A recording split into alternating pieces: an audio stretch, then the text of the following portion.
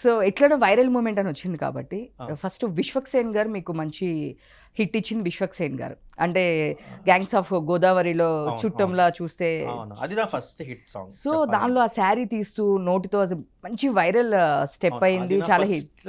అంటే నాకు first hit song అది. సెకండ్ కోట్, థర్డ్ నేను షష్టిపూర్తి ద్వారా వస్తుందని నమ్ముతున్నాను. యా.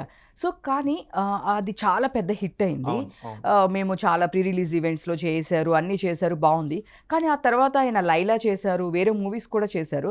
బట్ మీరు ఏం కనిపించలేదు. మీకు విశ్వక్ గారికి ఏమైనా గొడవలు ఉన్నాయా? అట్లేం లేదండి, అట్లేం లేదు. నేను అంటే బేసిక్గా నేను ఆ సినిమాకి డైరెక్టర్ త్రూ వెళ్ళాను. నేను ఏ సినిమాకైనా డైరెక్టర్ త్రూ వెళ్తాను, ఎందుకంటే ఆ రెస్పెక్ట్ డైరెక్టర్ త్రూ వెళ్తేనే ఉంటుంది. హీరో ద్వారా ఇప్పుడు హీరో రికమెండ్ చేసిండు లేదా పలానా ఇది నాకు నచ్చదు. అంటే కొన్నిసార్లు రికమెండేషన్ ఉంటుంది. ఆ సినిమాకి అయితే నేను డైరెక్టర్ నార్మల్గా ఆఫీస్కి వెళ్ళిన తర్వాత నా వర్కింగ్ స్టైల్ చెప్పిన తర్వాత విశ్వక్ సేన్ గారికి అంతకుముందు వేరే మాస్టర్స్ పేరు చెప్పాడు. లేదు ఇతనైతే బాగుంటుందని చెప్పి డైరెక్టర్ కొంచెం గట్టిగా నాకు కొంచెం అంటే స్టాండ్ తీసుకుని ఉన్నారు. ఆ తర్వాత నేను ఒక వీడియో చేసి చూపించాను, సాంగ్ వర్కౌట్ అయింది బాగా. సో తర్వాత ఎందుకని నేను ట్రై చేశాను. మరి నాకులాగే ఇంకెవరికైనా ప్రామిస్ చేస్తున్నారేమో హీరో, తెలీదు.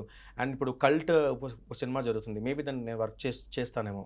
అది త్వరలో నాకు తెలుస్తుంది, మీకు తెలుస్తుంది. అట్లా ఏ హీరో కూడా ఇతనికి ఇవ్వకూడదని ఉండదు. చిన్న చిన్న వేవ్ లెన్స్ మ్యాచ్ ఏమో ఉంటుంది.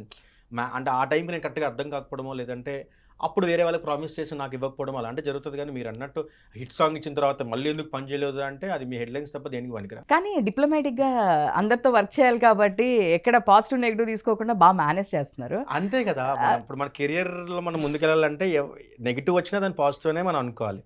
సో మన అప్పుడైతేనే మనం కొంచెం ఎక్కువ ఆలోచించకుండా ఉంటాం, లేదంటే డిసప్పాయింట్ అయ్యి ఎక్కువ ఆలోచించి ఓవర్ థింక్ చేసేసి ఇవన్నీ మనకొద్దు. బాగా మేనేజ్ చేస్తున్నారు, అసలు దొరకట్లేదు ఇండస్ట్రీ నాకు బాగా. అర్థమైంది, మీరు షష్టిపూర్తి అని స్టార్ట్ చేసి మీరు మళ్ళీ మిగతావన్నీ అడుగుతున్నారు.